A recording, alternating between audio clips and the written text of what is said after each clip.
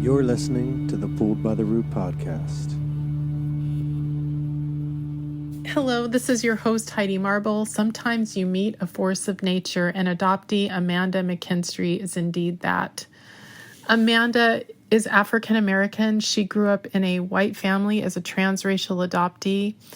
She was confused. She struggled with self-identity issues, and now she is on a mission of healing and self-discovery. We get into all the nooks and crannies of what it is to be transracially adopted. She has such good instincts and great advice, and her honesty and her energy are just incredible. Enjoy this episode.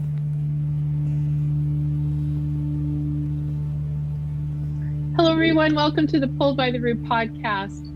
Oh my goodness, I'm so excited to talk to Amanda McKinstry. I hope I didn't just dice your name into pieces. No, it's fine.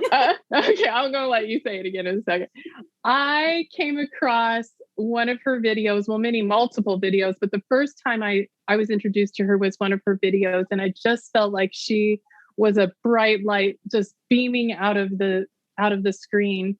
And it was just so refreshing to see her positivity and to actually learn her story. And I reached out to her and she agreed to speak with us. And in a busy day of interviews, when I printed her bio, I realized it was in first person. And if I read it, it's going to sound like it's me. So Amanda has lovingly agreed to read her own bio. And maybe that will be much better because I think hearing it come from her will be very significant. So Amanda, if you don't mind. Yeah, no, it's fine. Yourself. No, I understand.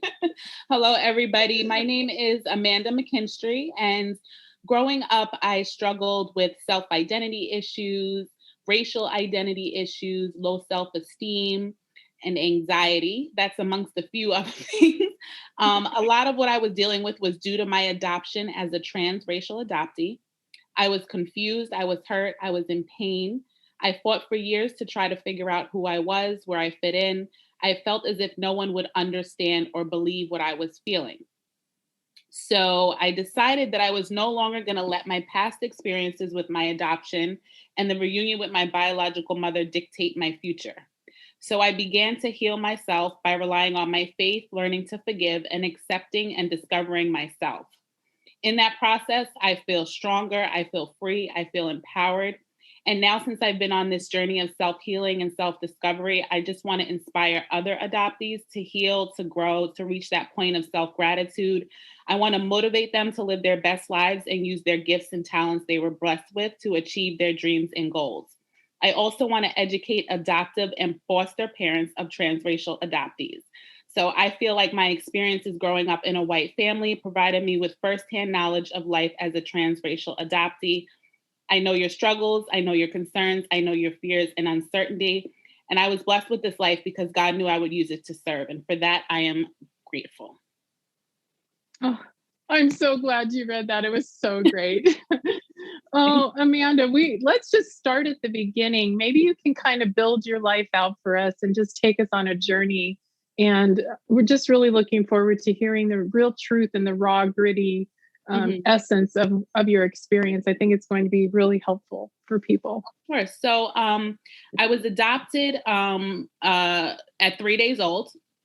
My parents were on their own adoption journey, and a couple of their adoptions, fell through. So one day my mom gets a call, and she was a teacher. She gets a call.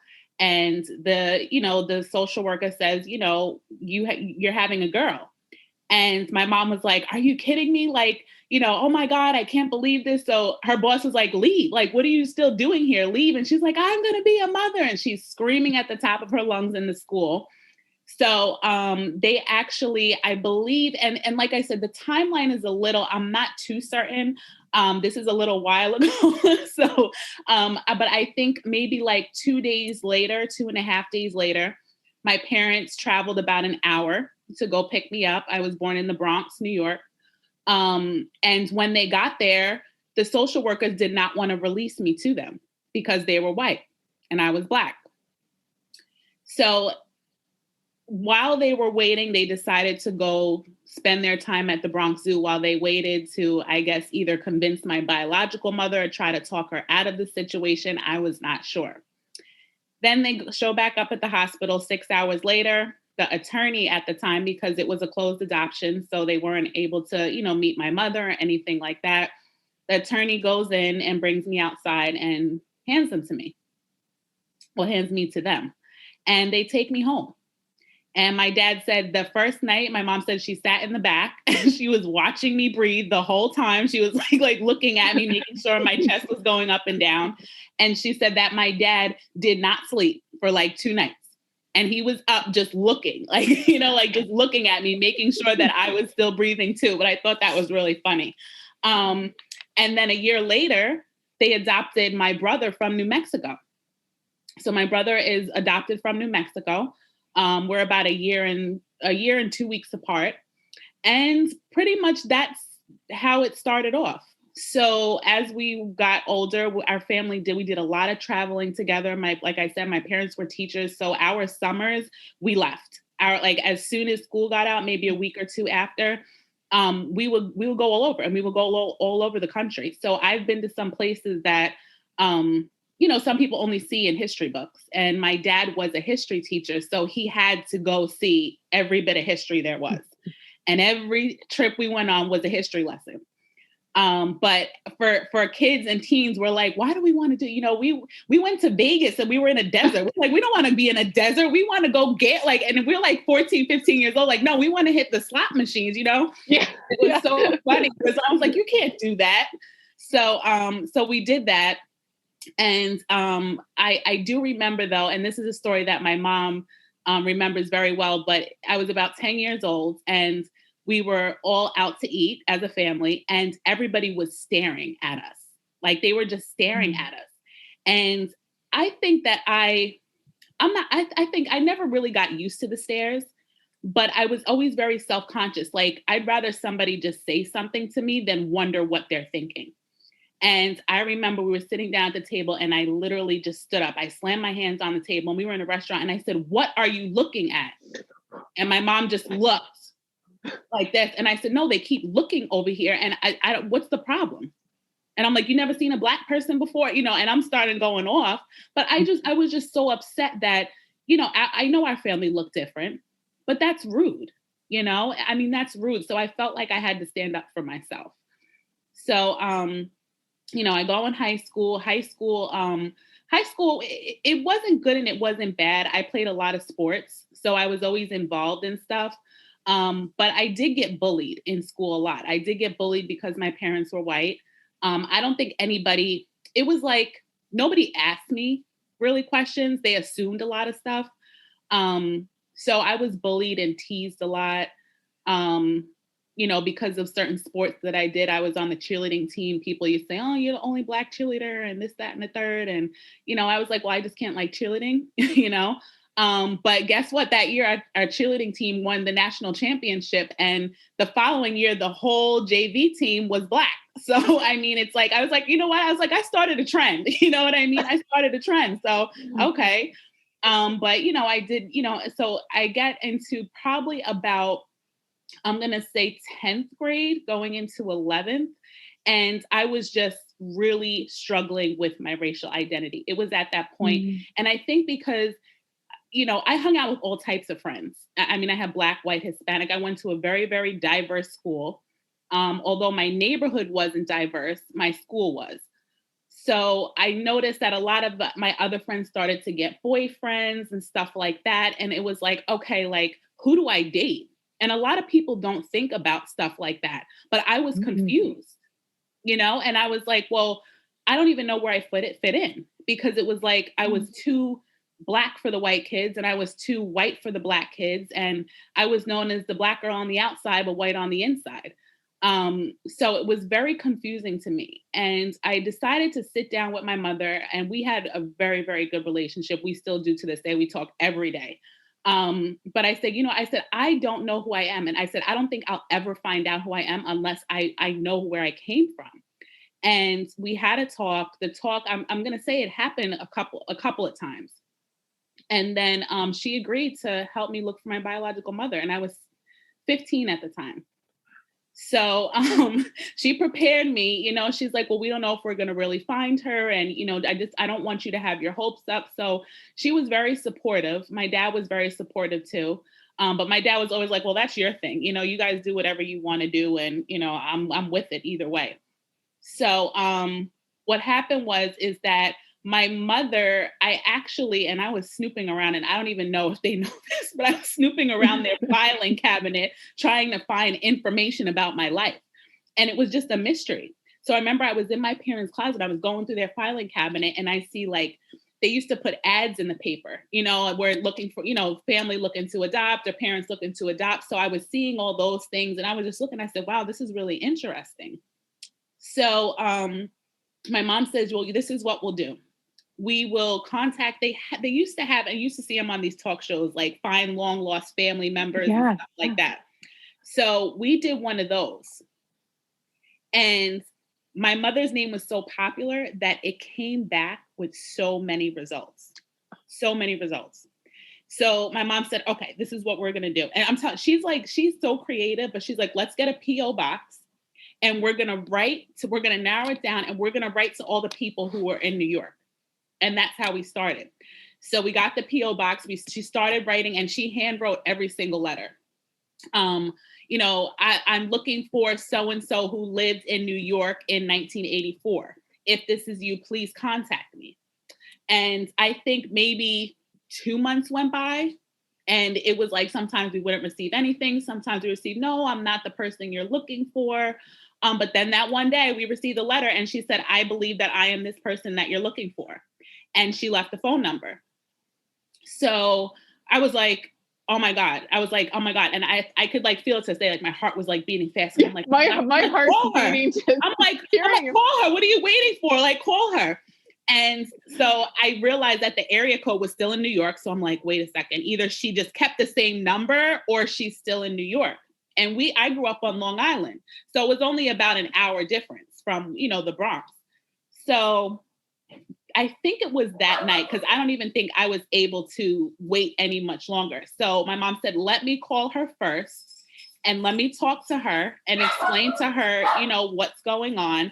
And then I will put you on the phone. So I was like, okay. So she told me to go upstairs, went upstairs. She calls her, and I'm sitting here, and I had the other cordless phone in my hand, and I'm waiting for her to say, Amanda, pick up. So she goes, Amanda, pick up the phone. And I'm like, hello. And I hear like a very soft voice. And it's like, if you ever heard the way somebody spoke, you could kind of tell like just how they, I know it sounds weird, but I was like, oh my God, she sounds so pretty, if that makes any sense. It does make sense. So I picked up the phone, and she was like, hi, Amanda. And I was like, oh my gosh. And then we started talking, and I don't even remember if I cried or if I don't remember. I think I was just so shocked to hear her. And I was like, I am speaking to the woman who gave me life. Like, this was so surreal for me. So we start talking, and then she goes, well, there's somebody that I would like you to meet. So I was like, okay. So I'm sorry. So no, it's okay. We're good.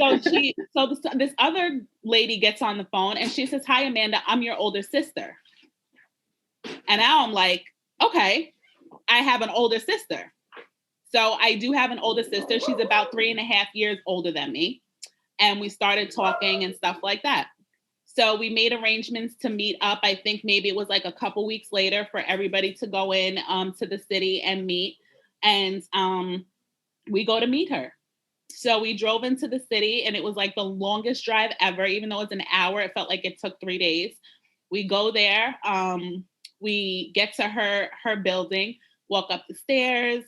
And then she's actually coming out of her door as we're walking up. And I knew it was her. Like, I knew it was her. And the crazy thing, like, she looked so much like, I could already start to see similarities between us. And she just walked up, and she just like squeezed me. And I was just like, okay. Like, I was just like, and it was just like, again, like, that was the longest hug ever. And then we walk into her apartment, and my sister's there, her mother's there. I believe 2 of my aunts were there. 3 of my cousins were there. Yeah. So it turned out that everybody, like a whole bunch of people were there. So we sat, we talked, for a couple of hours, and then we left. And that was the first initial meet and greet, or that led up to it. That had to be so overwhelming. I still think about it now and I'm like, this doesn't, I was like, I say it out loud and I know it happened, but it doesn't seem true, because each moment when you go through stuff like that, you could feel it. You know how it was so emotional and every step was so, intense that I could still feel how I used to feel. And I'll be honest, this is probably like one of the first times I said everything without even crying. Because usually like I think about it and I'm like, and I can't breathe. And then I start to get, to choke up. But this is like the first time. And that's why like, I know that I'm healing because I'm able to speak about it in a different way. And even though, I struggle with some things, I'm turning this around and into a positive. I don't want to be one of, and I'm saying those people because everybody has different experiences. But I don't want to be the person on the other end anymore looking at my adoption as something so negative. Yeah, I think that's, I think you and I were talking a little bit about acceptance. Mm-hmm. And that's such a difficult thing to do, but I think it's such a superpower if you can do it. And I think it's a real path to healing. It's just accepting the facts. And that doesn't mean discarding the pain. Mm-hmm. And I'm certainly not a pro, although I've been adopted my whole life, but not a mental health professional. That is for darn sure. Mm-hmm. But it feels really intuitive to me that what you're saying makes complete sense.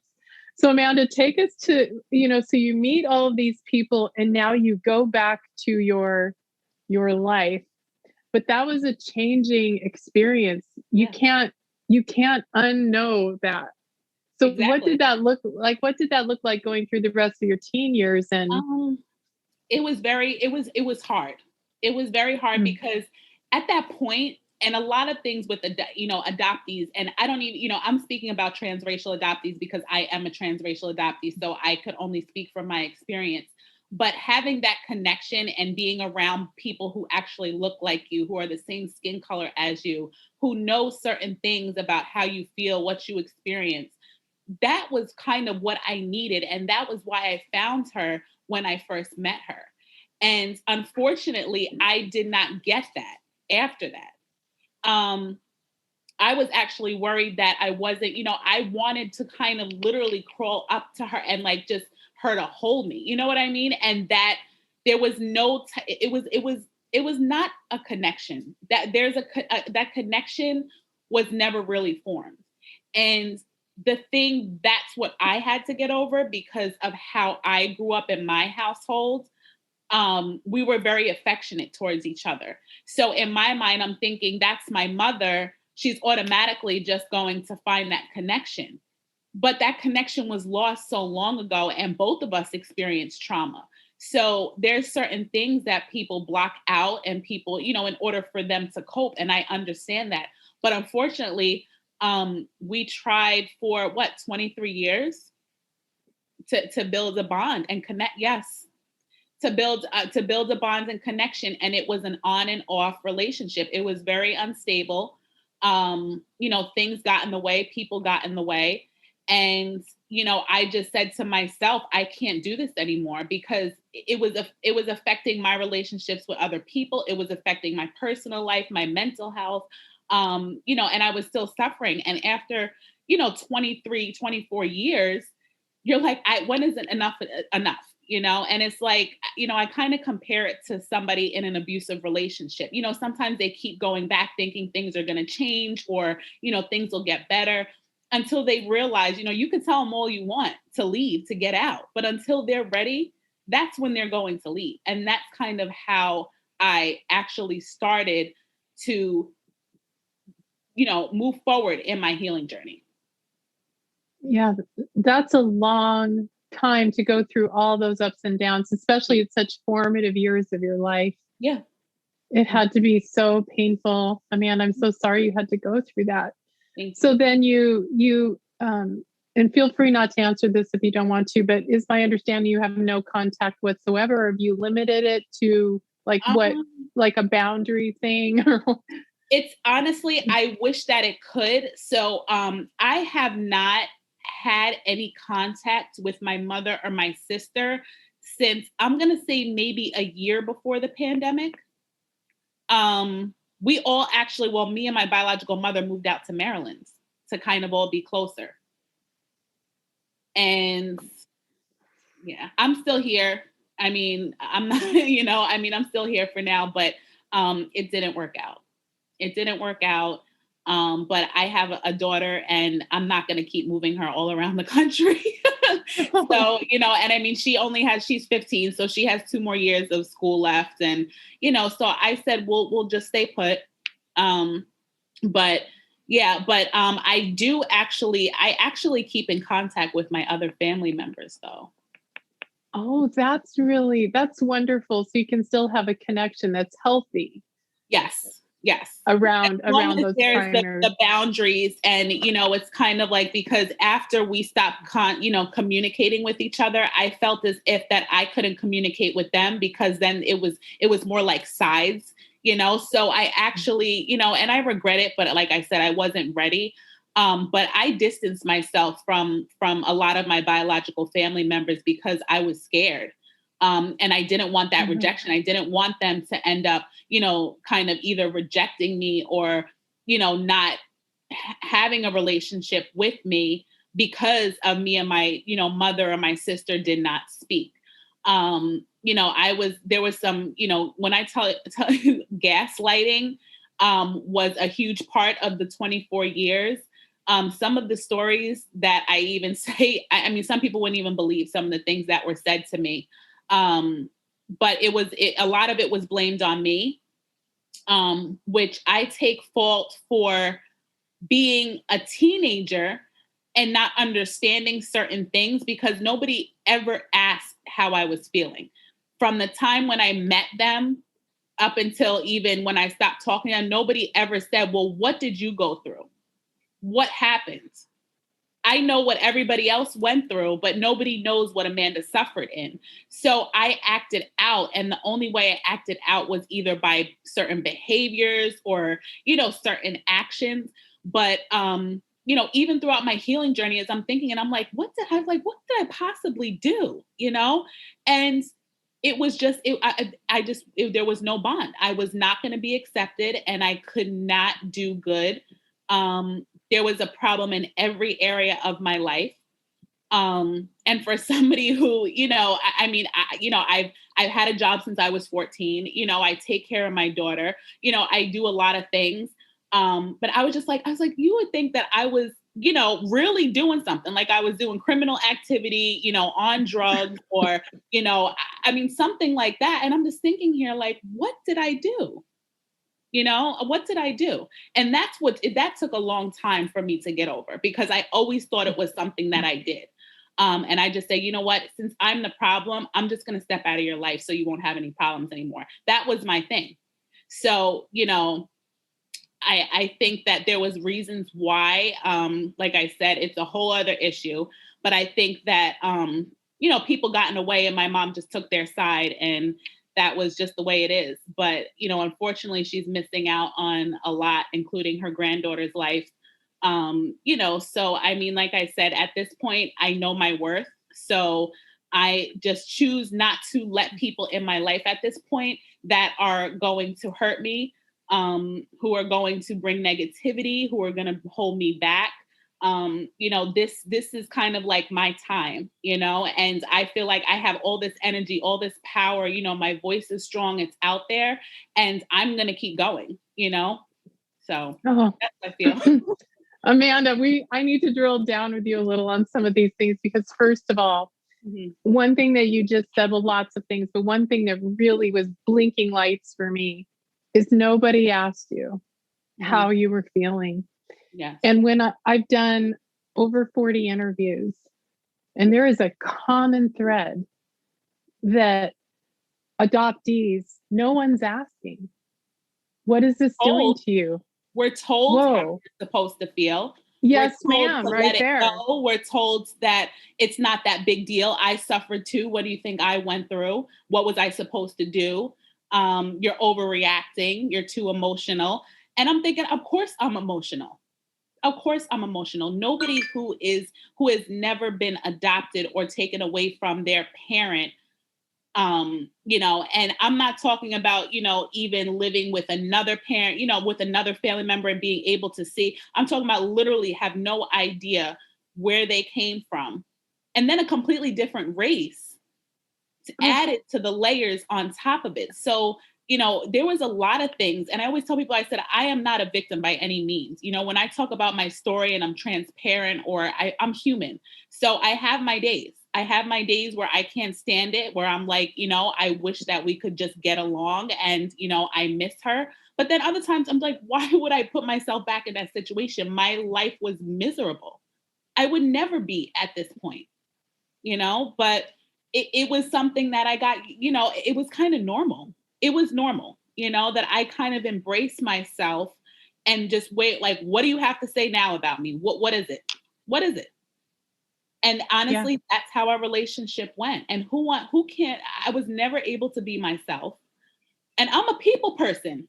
I'm a people person. I am. My friends in my life, I've been friends with them for over 20 years. We've been friends since we were 12. So I clearly know how to have relationships with people. But it was just mind-boggling. It was confusing. Well, excuse me, I really appreciate you speaking honestly about it, because I think so many of us have had varied experiences in reunion. Mm-hmm. And a lot of us go into it. I know for me, I went into it, I was not prepared psychologically for what it meant.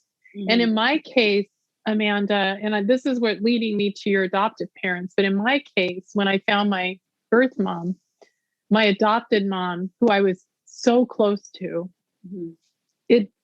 Our relationship, the next 20 years, it was absolute torture. And to have to lose her over and over again. It was like, it was my worst nightmare. And I'm not saying that to scare people, but I think it's really important to hear each other's reunion stories and get a grasp on, mm-hmm. wow, how can I anchor myself when I open Pandora's box?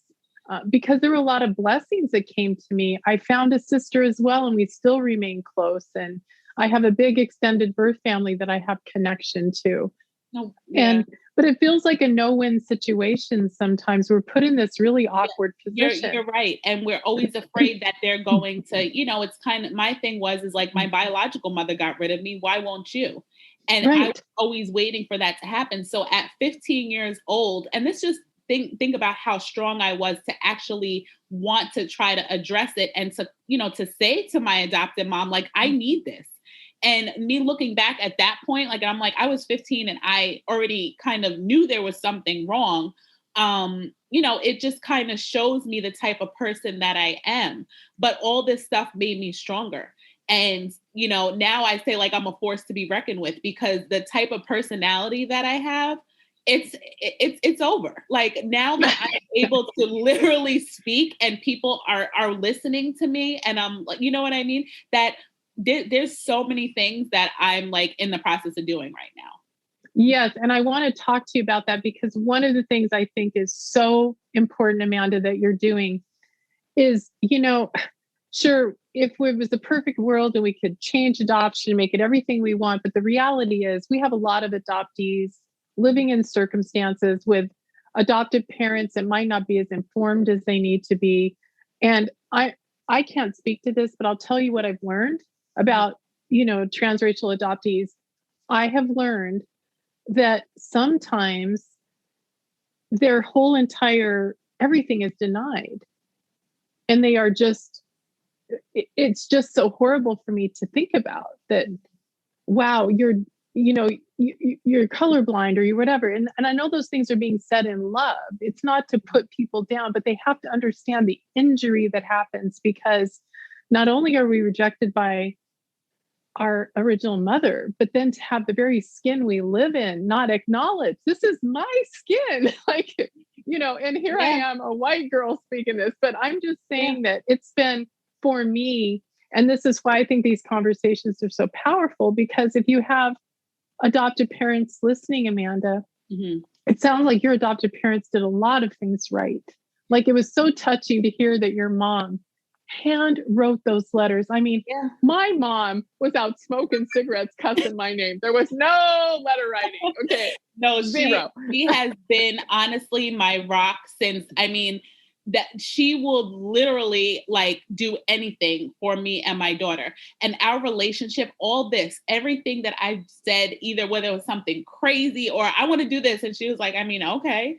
But I mean, she was always supportive, you know? And I think that sometimes people could get jealous of that because I feel like sometimes it's not expected, you know. But when me and my mom talk, I mean, we talk about, we laugh, I mean, we just crack ourselves up and nobody else understands what we're talking about, but it's fine because that's our relationship. But you know, growing up in the 90s, they didn't have any resources. They didn't have any resources. And, you know, I always call my parents, like, I'd be like, you guys are the OGs. Like Angelina Jolie and Brad Pitt don't have nothing on you because you guys. Oh, no. So I said, you know, but they actually, you know, a crazy story about that is, you know, hair care, you know, Black hair care is very different. And my mother growing up, she said she didn't even know how to do her hair. So she actually used to go to this supermarket near our house. And she said that she used to run into a Black lady with two younger Black girls who looked about my age. And she used to always just say hi to her, you know, and they would walk past each other, good morning. One day she decided to stop her. And she says, listen, she said, I know you could see I need some help. She said, do you mind showing me how to do my daughter's hair? And the lady looks at her and she said, you know how long I've been asking you, waiting for you to ask me that? And that created a friendship up until 2000, I think it's 2015 when she passed away. They were best friends. And I was raised with her as my aunt and her daughters as my cousins. And we did everything together. So we went to their church. We went to their family functions. I knew that, you know, she was coming over to do my hair this weekend and I would run. I would hide because I didn't want my hair done. But she would come over, do my hair. We would have dinner. If there was something that my mom was going through, she was my mother's support system, you know, and she said, listen, you know, this is what you have to do. And this is how you have to get through it. And this is, you know, she said, like, your child's not white. Stop. And that's how she used to talk to her. And that created a lifelong friendship up until she passed away. So, I mean, my mom, you know, she did step out her comfort zone. But when I tell you like unconditional love, like that, and we've had our ups and downs, but her and my dad all the time. My dad, I mean, we have the best conversations ever. My dad has been my ally. He has stood up for me. You know, really stood up for me, especially when it came to racism and stuff like that. He almost dragged some kid down the street one time. Oh, Dad. Yes, Dad. He said that I looked like I was made from mud. And my dad said, I'm going to show you the mud. Yeah, right now. But, you know, I mean, they are, you know, and it's unfortunate that some, you know, transracial adoptees, they are born into families that, you know, the families are, you know, because this is the thing. You could adopt a Black child, but still have racist tendencies. And I think that a lot of people, and when I speak about certain things, me being just a Black woman and being in the Black community, I hear a lot and I see a lot of other things, but I also see how it is on the other side too.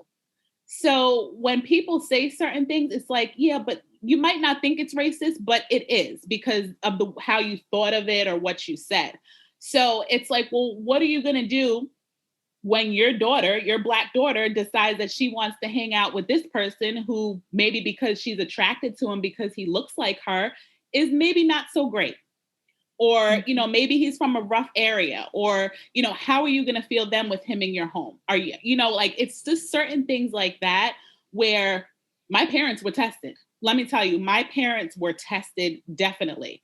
And I dated some guy. I mean, my dad didn't even want to eat at the dinner table with them, but it wasn't because of his skin, it was because how he was. But, you know, it's just certain things like that it really just shows you, you know, how they are, you know what I mean? And I've never, ever, from my aunts, my uncles, my cousins, I have never felt uncomfortable or like they treated me like I was Black. I've never in my life till this day. They treated me like any of us, my brother, their kids, we were all treated alike. And I'm blessed because I know some people have not had it like that. What advice would you give to parents that are in this situation? What are some of the best things your parents did for you to make you be able to embrace your identity the way that you have inside of that world?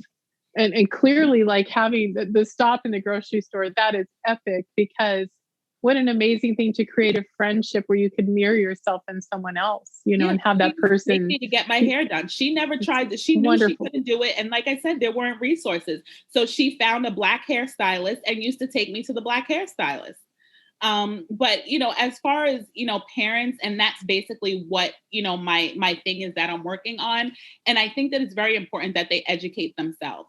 And I posted something earlier today on my Instagram, and it said, you know, allow the Black community to teach your child. And it's a statement because I feel really strong about that.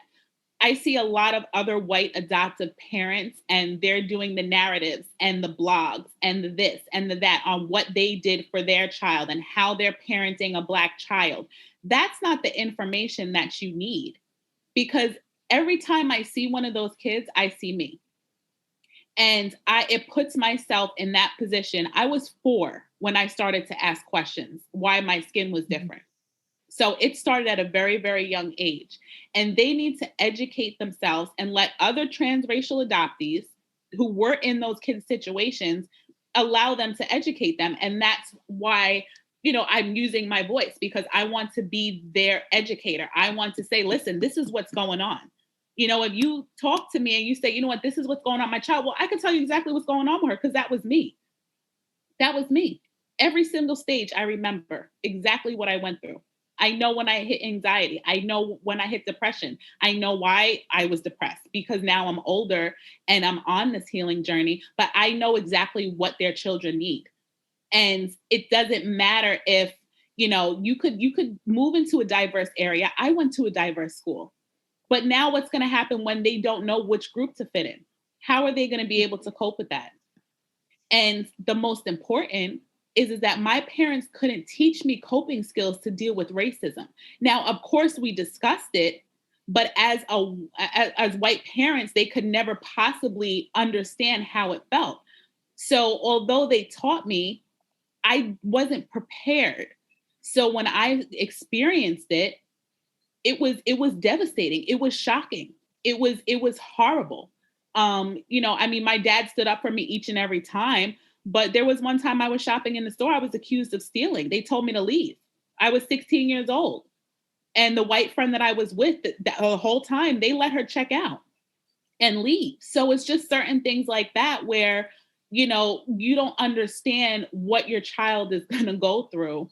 And I feel like I need to, you know, since I lived through it and I was able to get to this point, like, I feel like I should give back. And the best way to do that is to just speak to them, be authentic, transparent, and say, listen, I was your child. You know, your child will be me. And as long as you prepare yourself and you're able to do the best you can, you're going to have a better outcome. Not saying that it's going to be great, but you could do the steps that you need in order to, you know, have a better future or, you know, or outcome as they get older. That's so beautifully said. And that's why I think, you know, I just discovered the adoption community in the middle of writing my book. Mm-hmm. I was in such denial that I didn't know all of you existed. Me either. And I'm like, where has the tsunami of voices been? And I believe, yeah, it's just crazy. We're everywhere. Yeah. And I think if I were going to adopt a child, I would want to hear our voices, because we are telling you what your children need, what we got that worked for us, what we didn't get, what we need, what we have to do in order to survive these traumas. And when you're transracially adopted, you have layers to work through, more layers than someone like me. Mm-hmm. And I know it was hell on earth for me, and still is some days, just to deal with it. So I can't imagine, Amanda, what the struggle is. So if we can do anything to ease that pain by doing respectful truth telling, and look into each other's eyes and say, listen, this is the reality. Hello, everyone. Yeah. You know, just quit being uncomfortable for a minute and listen. because the glory is there in the message. It really is, because we're speaking from love. You're right. And people could have better outcomes. And I feel like Yes. transracial adoption is going to happen either way or not. It's becoming more and more a thing. But as I was, as I got into this community, the voices the voices that I heard, and this is just from what I've heard, it's a lot of negativity. A Yes. lot of negativity. And I get it. You're hurt, you're in pain. But I'm looking on this side like, okay, like I experienced a lot besides my adoption. There were so many other things that I've experienced to where I feel like that, I feel like a 75-year-old woman with everything that I've gone through in my 37 years of life. That's how I feel. But I feel like I could help people on so many different levels. And me for going through it for so long, it's kind of like, oh my goodness, like I had to do this. And this is what they meant by that. I just had to do the work. And a lot of people don't want to do the work. They give up once they hear that it's difficult, that it's going to take time. But great things take time. They don't happen overnight. It doesn't. My healing did not happen overnight. My healing will continue until probably I leave this earth, because it's a journey, just like life. So my healing, although that I still deal with pain and I still do, I'm just going to flip it. And I'm going to say, I don't want to live, less on this earth because of stress or for, something that somebody else did to me. So that's why I'm using my voice to say, okay, like I understand, but you have people that understand how you feel. You have people who've been through what you've been through. And now for these adopted parents that are adopting these kids, it's fine if you adopt a sibling, a Black sibling or a white sibling, but it's not going to be the same. You could surround them in so much culture, but they need to hear it. I think I told one lady, I said, you know what? I said, I think your daughter might feel more comfortable talking to a person of color. Because that's truth right there. It kind of clicked to me and I said, mentorship. So then I thought about it, I'm great with teenagers. I used to work with, at a residential treatment center. And I thought, wow, mentorship, because they can't. And they don't want to talk to their adoptive parents because they're afraid. They're afraid that they're going to reject them or get mad at them, and they don't want to hurt their feelings. But this is stuff that I could help the adoptive parents in, kind of like, like a lifeline type of thing. You know what I mean? But I'm building a brand off of it. I'm building a business off of it because there's not enough out there. There isn't. Adoptive parents, when they go to adopt these kids, they're not told about everything that they will have to go through as this child gets older. They say, okay, well, you sure you want to adopt a Black child? This is that. Okay, that's fine. Goodbye. And now the parent is left to figure this thing out. And it's like, what do I do? And you could love that child. You could do whatever. My parents love me so much. And I still dealt with stuff. I was in a diverse school. I still dealt with stuff. I met my biological family. I still dealt with stuff. So some of it's inevitable. Yeah, that's so much truth there, Amanda. And I think we need to circle back to your bio because the thing that you talked about with healing, I was talking to my co-author. She's a psychiatrist. She's actually not my therapist, but she's one of my dearest friends. And we've gone through this journey together where I will write a chapter and I send it to her and she responds. And when we first started, it was all about my trauma, this transaction of me giving her this and she responding to this. And I'm not going to change my book because it's my truth, right? But what she said to me the other day is she said, I hear the healing story now, not the trauma story. And I was like, oh my goodness, because I think you feel the same way. I think we all feel the same way, that we know that it's never going to go away. But how can we live our best life? And what can we do with our pain? And how can we morph that? Yes. How can we use the gifts we've been given, which in my case is a big old mouth and the ability to write? I can also cook. I don't know how that's going to play in, but at some point I'm cooking for someone. It'll help with friends. Yeah, there, exactly. So I really love where you're going with this, where your brand and everything, because we do need more places for people to go and resources where they can discover how to go on their own healing journey and maybe have less to heal because they're in a more supportive and understanding environment. So there's already enough without adding all of the things.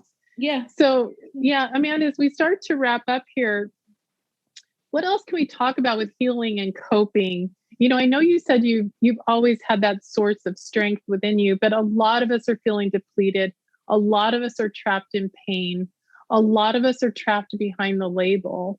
I was talking to another adoptee, a guy, and he said, you know, I'd rather you introduce me as a human. And I was like, damn. Yeah, because, you know, we do need to identify at some level so people can have an understanding of who we are, but it's not the only thing we are. Exactly. And I just wonder what you think about all those random thoughts as they settle into your mind, and how you would like to respond to the people that are listening about healing and moving on. I'm actually in the process of doing my own guidebook or workbook, I want to say. It's actually an outline of actually how I started my own healing journey. And it's in, you know, a simple, easy to read. It's not going to be anything special. It's going to literally be like, just like me. And I made a promise to myself, if I was going to use my voice, I was just going to be me. I was going to be honest. I was going to be transparent. So, I just feel like that's what people need. So it's just me talking about how I started my healing journey. And that's something that I would like to, you know, to help people with, because I feel like when they do it on their own time, they'll be ready. I could tell you what to do. I could tell you how I did it, but until you really think about it, everybody is not at that point. Everybody's not at that point. But the thing is that the community needs to happen. Conversation needs to happen. I've connected with so many other adoptees that I've, you know, talking with, or we have interviews, or we're thinking of doing stuff together. And even across the board with Asian transracial adoptees and South American, we need to start coming together and working together, because it's still in a way segregated, you know? It is. And it's sad. We all have so much in common. Every time I talk to one of these, it's so emotional, because I'm like, oh my God, like I feel like you are my sister or you are my brother, because we could relate on so many things. And it's like, you might understand why I might do something the way I do. And you'd be like, oh my God, that's something that I do. But guess what? It could also make you realize what you're doing. You know, so if I could say, okay, well, I used to be afraid of, let's say, talking to people, and my thing was rejection. So my thing was approaching people. I started a YouTube channel. That was the hardest. Yeah, you did. That was the hardest thing ever. And it took me like 2 or 3 weeks to upload my first video, because I was afraid of the comments, just the comments. Not even if anybody was going to watch it. I was like, oh my God. I said, I'm really doing this right now. And I literally uploaded it and left it for like 3 weeks. And I was like, oh my God, nobody in my life, not my friends, nobody knew what I was doing until like 2 months later. I didn't even speak to anybody about it. But, you know, everybody's at their own point in their life. And that's why I'm, you know, doing everything I'm doing with them, the mentoring, the education. Also, I'm in the process of becoming a self-development coach. So all these things pretty much tie into where it's like, okay, like I love to have my hands in everything. I really, really do. But that's the type of person that I am. And I would love it if that's what I could make my living doing, is just reaching out to people and saying, listen, like, you could do this. You know what I mean? Because it took me this long, and you don't have to wait for this long. And I just want to be that, you know, that person that's saying, like, listen, like, get it together, you know, and stop it, because, you know, enough is enough. And that's how my personality is. But I have friends to this day, and they're like, oh my God, they're like, you know, when I first met you, like, I was really like, some of the stuff you said hurt my feelings, but after, like, I love you for it, because you were like, that's what I needed to hear. You don't tell me what I want to hear. You tell me what I need to hear, but you're still compassionate. Like, you're still like, okay, like, I understand everybody has a hard day, but what are you going to do about it? What are you going to do to change it? So this way you could kind of prevent it from happening. Is it the people in your life? Is it the environment you're in? It's the energy. You're attracting. And that's how I want to be able to help people to analyze their own selves and then grow from within. Because guess what? Once I started knowing my self-worth, certain things started happening in my life where it was kind of like I didn't have time for nonsense. So it's kind of like my area, and I could feel my circle might be getting a little bit smaller, but it's because, you know why? I've wasted too much time. Right. And I'm at that point where I'm about to like literally like I feel like taking off like a rocket ship. And if you want to be on the ride, then fine. But if not, you're going to definitely get left behind. That's how I feel. But I have to think like that, because if not, I'm just going to be miserable and I'm going to be suffering. I don't want to suffer anymore. I'm tired of it, you know?